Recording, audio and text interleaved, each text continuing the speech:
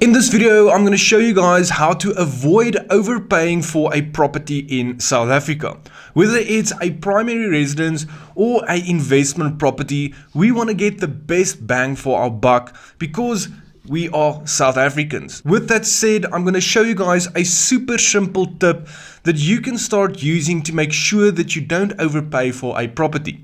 If you've been on a viewing with an agent, or if you've seen a listing on Property24 or on an advertisement board, the reality is that that property is listed for more than it is actually worth. The thing is, there's a lot of people that wants to take a cut of the pie, and most of the time people overpay for properties so that everyone can get their cut. So let's make this practical, and I'll show you guys an example on Property24. And this is just a random property. There's no specific reason why I'm showing this, but this is a property in Bloemfontein. And what we do first is to make sure that we understand the market, do a bit of market research, and we obviously have a pretty good understanding of what properties are worth in that area, right? That's the starting point. So if we go back, we can look at all the available properties and we can compare, for example, all the 3-bedroom, 2-bathroom, 2-garage properties with each other and see which one has the most to offer. By doing that, we can compare, for example, property 1 with property number 3 and see which one has the best value and whether it makes sense to pay a certain price. So with this one specifically, the next thing we'll do is, with the actual viewing, when you meet the agent, a straightforward question you can ask is the owner open for negotiation? And this is a no bullshit question. There's no hidden agenda. You just want to know whether they can come down with the price or not. If they answer this and they are an honest agent, they would say something like, yes, the owner is open to negotiate the selling price. And by getting this feedback, you now know that there is leeway to come down with the price. Before we go ahead, it's important to know that property is one of the very few asset classes that you can negotiate the buying price.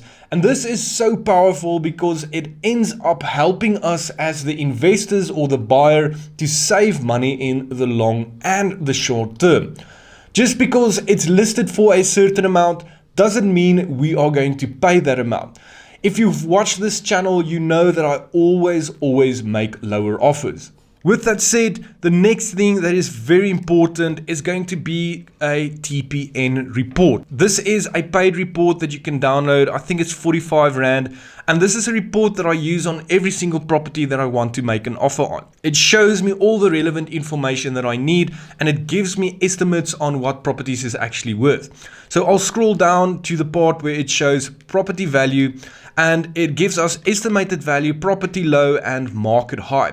For this example, we'll work on the estimated value. We want to create an average of listing prices so that we can make an informed decision. So first of all, let's just make this practical. The first amount we're working with is around 1.7 million Rand. The second one we are going to use is the estimated value on the property report of 1.69 million Rand. We'll add 1.69 million Rand to this equation. Then we want to get a third option. And in this example, it's going to be a rates and taxes bill.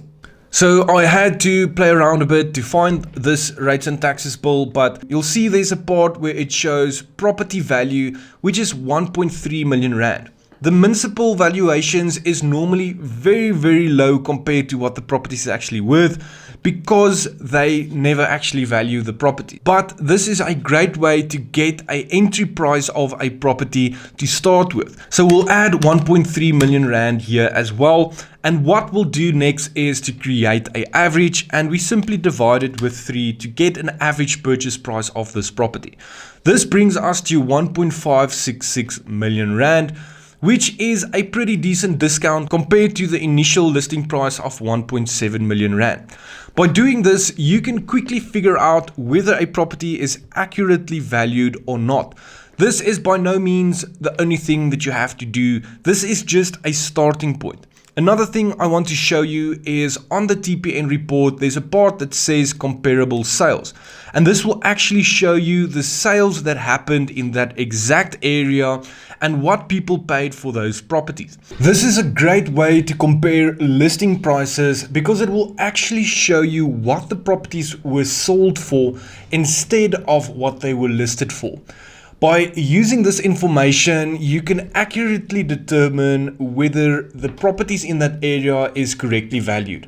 At the end of the day, we use the data that we have readily available to make informed decisions and to avoid overpaying for properties. Again, if it comes to buying properties, if we paid 200,000 or 100,000 Rand more for a property, it means our monthly repayment goes up. It means our once-off cost is going to be more. We might have to pay transfer duty. So why would you overpay for something if you can buy it for cheaper, and especially cheaper than it's actually worth? What I always tell people is this is a way to determine what the average value of a property is. It still doesn't mean that is the amount that we are going to pay for that property.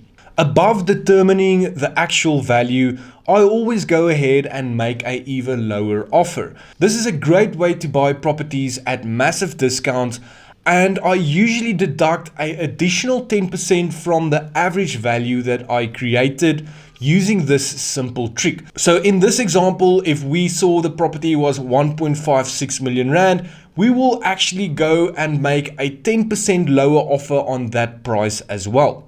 By doing this, we can buy properties for cheaper, and it means that we're winning at the end of the day.